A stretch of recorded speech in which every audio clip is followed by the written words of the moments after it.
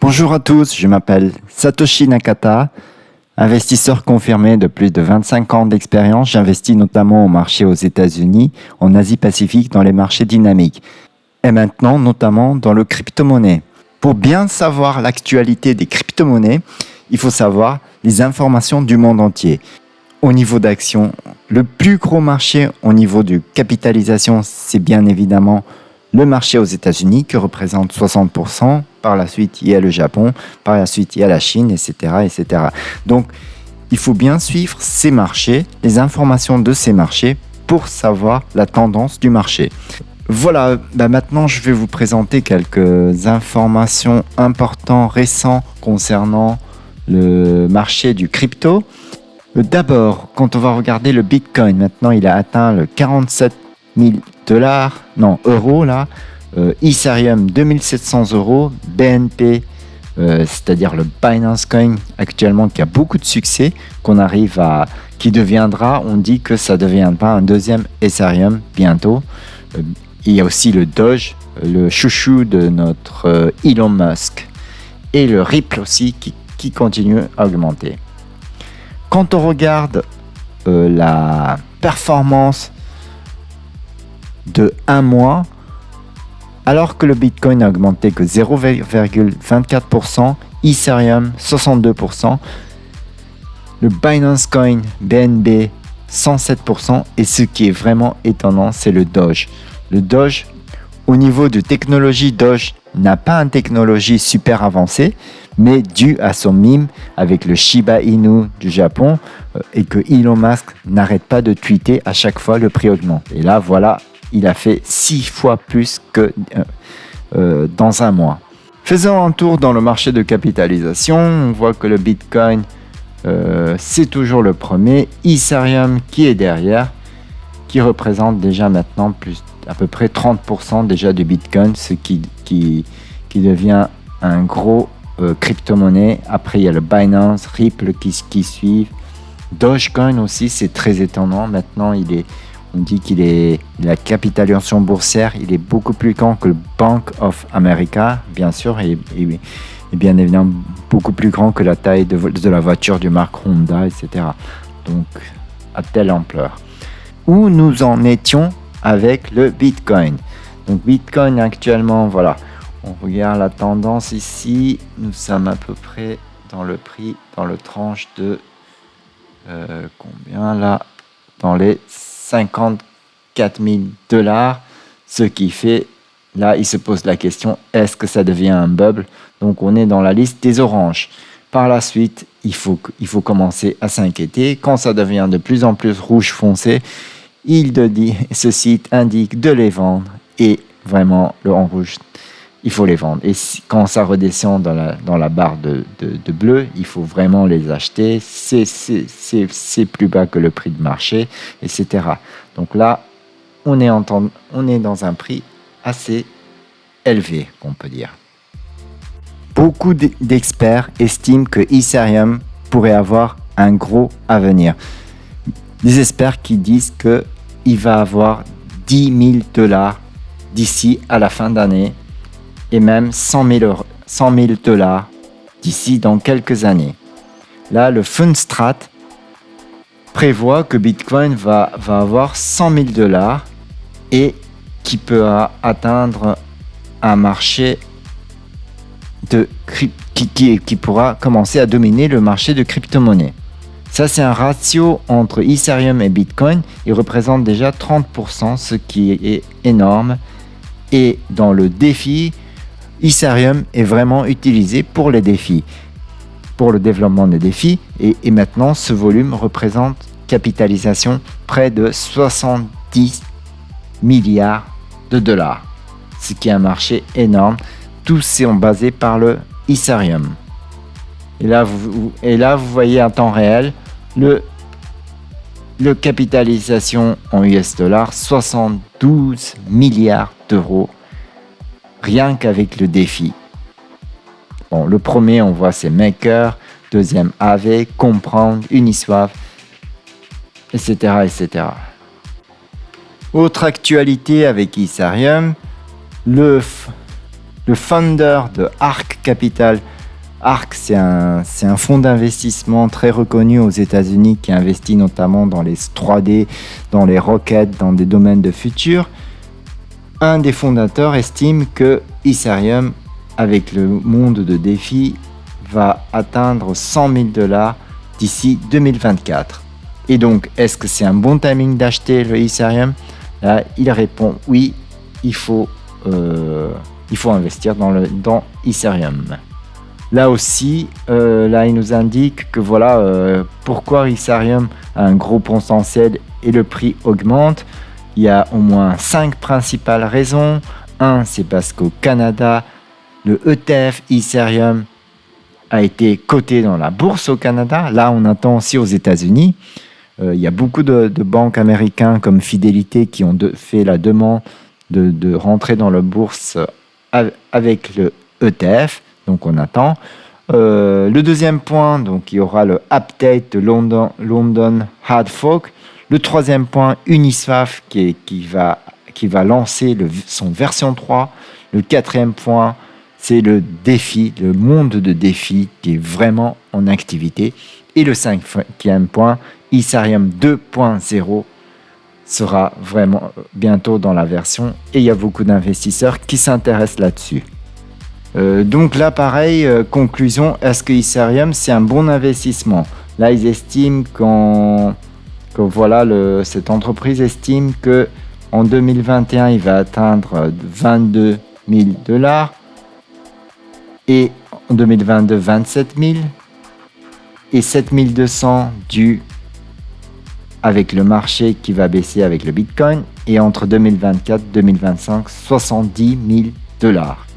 Là, ils annoncent que Ethereum a atteint les 3 000 $ et maintenant, son capitalisation est beaucoup plus grand que Bank of America. C'est un des gros banques aux États-Unis.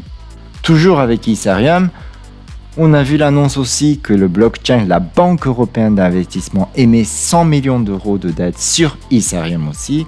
Toujours avec Ethereum. Donc on voit que toutes les grosses institutions, même publiques, commencent à utiliser Ethereum. Passons maintenant voir le Doge, le chouchou, c'est pas mon chouchou, mais c'est le chouchou de Elon Musk. Doge, ça a été développé très facilement comme une blague. Le fondateur, il a dit, tiens, je vais prendre un truc marrant, je vais mettre un Shiba Inu, Shiba-Ken, c'est un chien de race japonais. Parce que son regard il est marrant, donc il a pris cette image là, il a mis sur le coin et après Elon Musk l'a pris, c'est passé dans les yeux de Elon Musk et depuis il n'arrête pas de tweeter. À chaque fois qu'il tweete, le prix de Doge augmente et là il y a une information à retenir. Là, Elon Musk va aller dans une émission aux télévisions le 8 mai, donc ce samedi là, The Doge Father, et on estime qu'il va encore parler de Dogecoin. Et donc tous les gens sur Reddit, sur les réseaux, ils attendent que Elon Musk parle de Doge afin que le prix augmente, et beaucoup de spéculations là-dessus. Et nous allons voir comment ça va se passer le 8 mai à ce samedi. Passons à maintenant Cardano. Cardano a fait un grand contrat avec le gouvernement éthiopien. Il va lancer avec le ministère de l'Éducation. Il va mettre sur le blockchain l'identité de 5 millions d'étudiants et des professeurs. Et ce qui est 5 millions, c'est énorme. Et déjà, c'est une information assez importante parce qu'un État commence à faire de blockchain en utilisant les informations. En fait, ce qui est intéressant, ce début, c'est qu'avec la technologie blockchain, on pourra de plus en plus aider les pays en voie de développement. C'est-à-dire que ce qui se passe dans les pays en voie de développement, les gens n'ont pas de compte bancaire. Ce qui est difficile, par exemple, d'avoir des prêts. Et donc, à nos jours, quand on vit dans des pays développés, on ne se rend pas compte de cette difficulté. Nous, on a tous un compte bancaire, une carte bleue, carte Visa, mais dans ces pays-là, il est très difficile. Et donc, avec cette technologie blockchain sans passer par la banque, on peut même prêter de l'argent via le blockchain. Et le futur avec le blockchain est très rassurant. Donc là, c'est pour vous dire que ce n'est qu'un début avec Cardano, mais c'est une information très importante pour moi. Si ça vous intéresse, le gouvernement éthiopien, il a mis tout un document là-dessus, Digital Ethiopie 2025. Ce qui est important aussi, ce genre de technologie, la technologie peut être mise en place beaucoup plus dans des pays développés. Ce que je veux dire, on appelle ça un jumping frog, un grenouille qui saute. C'est-à-dire qu'il saute 2 ou 3 générations de technologie et un pays peut atteindre au top.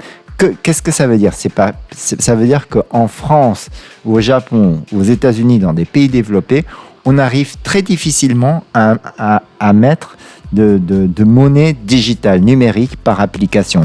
Pourquoi? Parce que il y a beaucoup de choses qui nous gênent.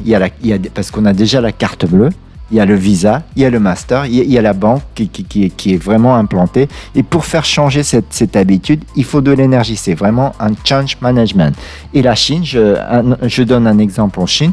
Les Chinois, maintenant, ils sont tous dans des applis. Ils arrivent à faire des transferts de l'argent à 1 centime près entre amis ou tiens, je te prête 2 euros, il envoie par une application, il envoie là. Donc, en Chine, les gens n'utilisent plus l'argent liquide ou l'argent ou le paiement de carte. Et pourquoi? Parce qu'en fait, la Chine, avant, ils n'avaient pas de ordinateur portable et ils n'avaient pas de carte bleue. Tout le monde n'avait pas de carte Visa. Et du coup, quand il y a la technologie des applications qui a été avancée, donc sans passer par le PC, ils avaient le smartphone. Et donc les gens, ils avaient déjà l'habitude d'utiliser. Donc ils ont sauté cette étape que nous avons, carte bleue, machin, tout ça, qui est une ancienne méthode. Et ils arrivent à avoir une technologie plus avancée. Et donc voilà ce qui se passe dans les pays Éthiopie aussi, dans les Éthiopies aussi, en Afrique. Ça peut toujours sauter un champ. Jumping frog qui saute sans passer par notre méthode parce que notre méthode de paiement est ancien, donc il va prendre le dernier critère de technologie et donc ils sont beaucoup plus avancés que nous. Un autre exemple de jumping frog, dans un des pays en Afrique, je pense que c'était Kenya, les gens avaient l'habitude de se louer des abonnements téléphoniques. Ça veut dire que moi j'avais par exemple une consommation de 4 heures de téléphone par mois et je n'ai utilisé par exemple que 2 heures ce mois-ci. Donc je peux donner les 2 heures qui me restent, je peux le donner à mes amis. Donc je prête mon puce et je lui donne. Et en fait, en faisant cet échange-là, ils se disent tiens, on passe par smartphone maintenant, donc on se prête des coups de téléphone, les restes de téléphone, de pouvoir communiquer. Et du coup, les échanges et l'argent en numérique étaient très simples à introduire dans ce marché. Pour dire que vraiment, ça peut, une technologie, quand la technologie, une nouvelle génération de technologie est née, le pays prend le dernier critère, donc ça saute. Jumping frog. Donc voilà, ça parle toujours de Cardano avec le contrat avec le gouvernement éthiopien. Donc ils vont utiliser le blockchain et il va mettre toutes les informations sur des étudiants, les informations notamment les notes, tout ce qui est ces pièces d'identité des professeurs et des étudiants, ils seront dans le blockchain avec 3500 établissements et 5 millions d'élèves. Dernière information, la Banque de Japon commence à étudier sérieusement le crypto-monnaie. Et là, ils disent que le vice-président, ils vont étudier que le Banque centrale du Japon va notamment commencer à développer le crypto-monnaie de leur banque. Merci d'avoir écouté jusqu'à la fin l'information des crypto-monnaies avec notamment Ethereum et Doge et Cardano est maintenant terminée. Je vous informerai des informations très intéressantes qui se passent dans le monde entier. Comme ça, vous serez informé de ce qui se passe, parce que les informations de crypto-monnaie est très rapide. Donc, n'oubliez pas de s'inscrire. Et donc, n'oubliez pas d'inscrire dans le chaîne de Satoshi. Et je vous dis à bientôt. Au revoir.